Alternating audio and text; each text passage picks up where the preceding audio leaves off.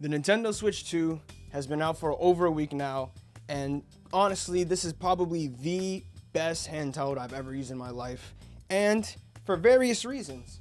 One thing is though, should you get it? And that is a good question for a lot of people right now, because I don't think this console is for everybody currently at this moment. Yo, what's going on, guys? It's your boy Bro, and today we're going to be looking at the Nintendo Switch 2, everything I love about the thing, and if you haven't gotten it already, maybe you just might want to hold off. I'll be explaining why. So if you guys enjoyed the video, you already know what to do. Leave a like, comment down below, and subscribe. Let's get right into it. So first off, let's talk about the Switch 2 itself. The build quality of this thing is superb. I just love ripping the Joy-Cons off, putting them back on, attaching them. Just holding this console in my hands feels so good that at times I don't even have games to play, but I just want to be having this thing in my hands because it's that solid. Like, damn, son, this shit is nice. I love this thing. My sister has one as well, and she feels the same sentiment. She played her Switch 1 a little bit, you know, not too much, not as much as I definitely did. But she now, on her Switch 2, is playing every backlog, every Switch 1 game that she couldn't play before. And the game cart system, which has its issues, don't get me wrong, but it does make it more convenient where all the games I own, she can use them. And just that way, the Switch 2 is essentially a better Switch 1. Of course, it's supposed to be. It's a successor console.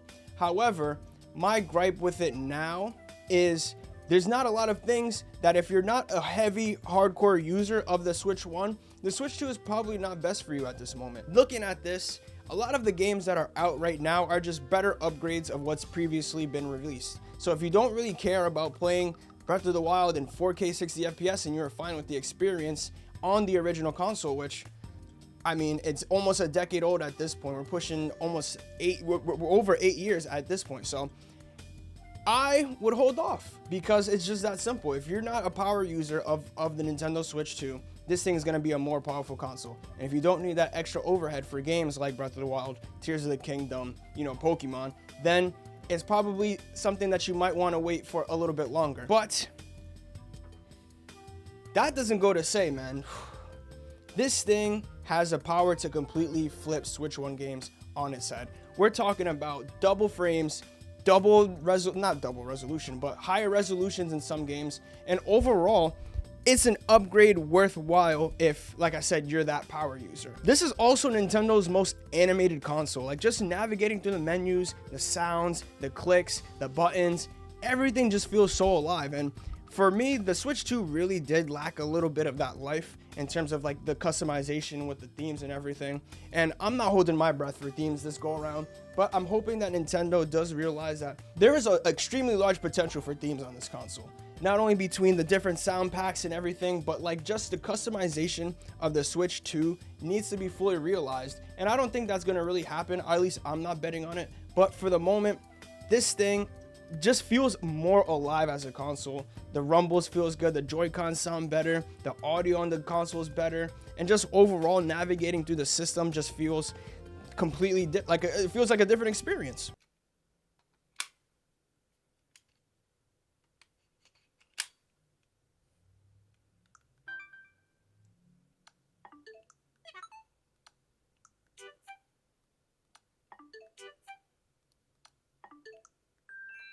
The load times are significantly better in many games. Like if you play, like for me, Shiny Hunting and BDSP, it saves off like freaking 10 seconds in load times, which, I mean, might not seem like a lot, but it is one of those quality of life things that does get changed that you might not necessarily account for when buying this new console, but it does make a massive difference in that your games load much significantly faster, and it's overall just a much better experience even with their older games. Now, if you're coming from the OLED version, do not fret, because quite frankly, this screen is not OLED. I will say that. I'm not going to pretend like this is a screen that has the same dark depth like an OLED screen would, but damn, bro, this screen is nice as hell. And don't get me wrong, like I said, no OLED.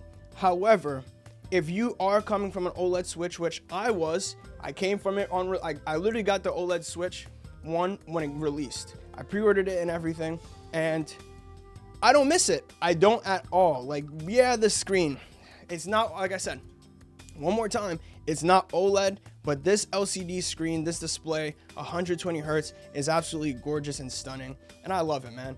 I can't complain. If an OLED variation does come out and if there's no other upgrades, I might just honestly pass. I'll have to see.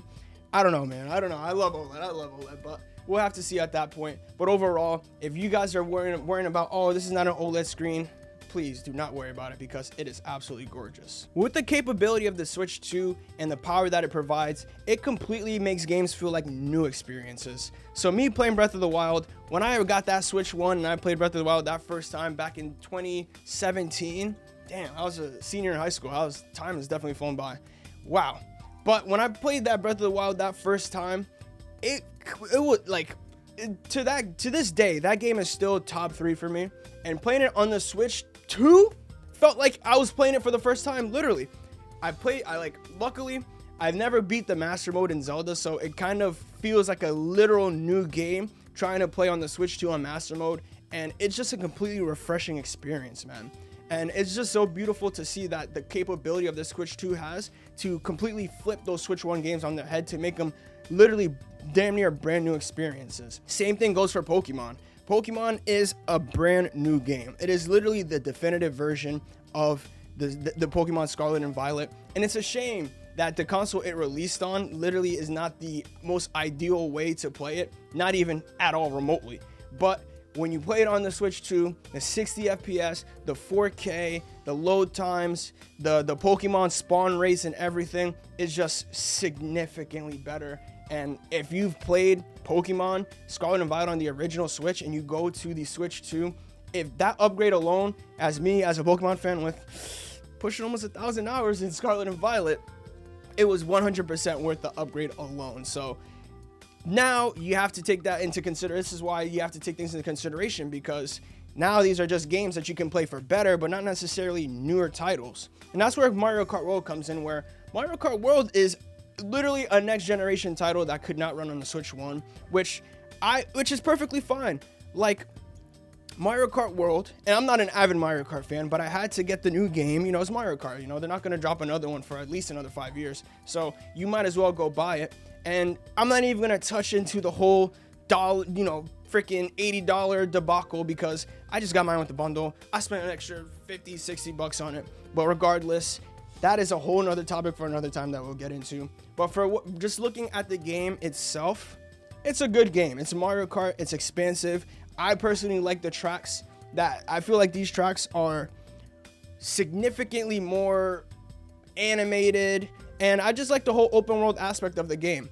Now, I'm not a Mario Kart pro. I literally play Mario Kart casually, so I don't really know the ins and outs of everything. However, when you look at the game at face value, it is a game that is fun. Is it $80 fun? I'll let you guys decide that. I'm not going to share my opinion on that, but I do really enjoy the game for what it's worth. I did get the Switch 2 bundle with it, so I can't really speak to spending $80 on it. But overall, the Nintendo Switch 2 is really shown to be an amazing console within the first week of its release. Now, we also have to look at the potential of the console. Now, a lot of Nintendo consoles really don't come out swinging super hard when they first release. It's usually one major title and then subsequent titles following after. So it's really difficult to kind of really give a definitive statement on the Nintendo Switch 2 because there's literally not a lot of titles out for the game itself.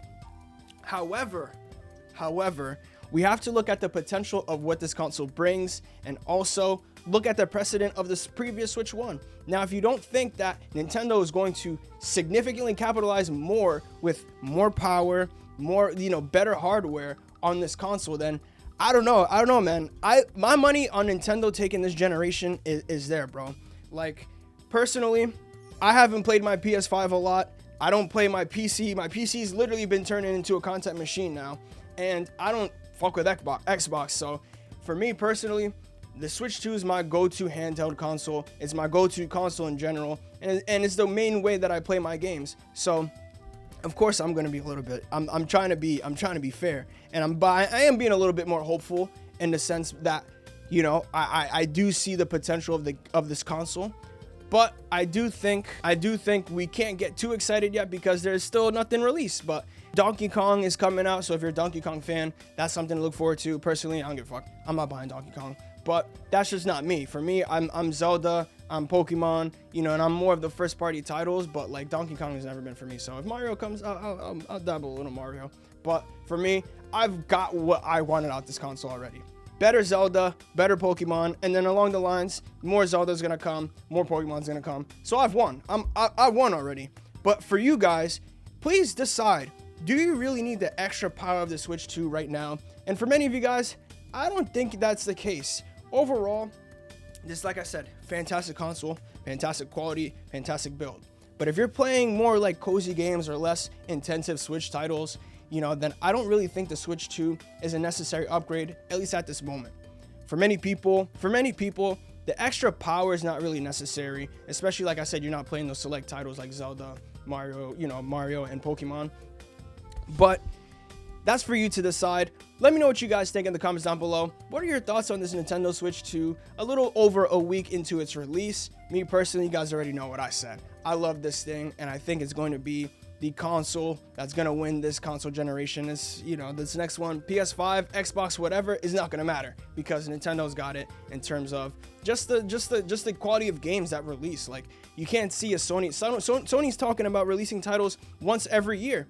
That's not Nintendo. So I mean, the value you're getting with this console so far is not really there right now if you're certain gamers. But if you are like me and you're a power user and you use your Switch a lot, then this is a worthwhile upgrade in my opinion. So let me know what you guys think down in the comments down below. I've just been sharing my thoughts and opinions on the Switch 2. I've been playing it a lot, so I'm really enjoying it. Are you guys enjoying your time with your Nintendo Switch 2? Let me know. I'll see you on the next video. Stay safe. Leave a like, comment down below, and subscribe. And I'll see you guys in the next one. Peace.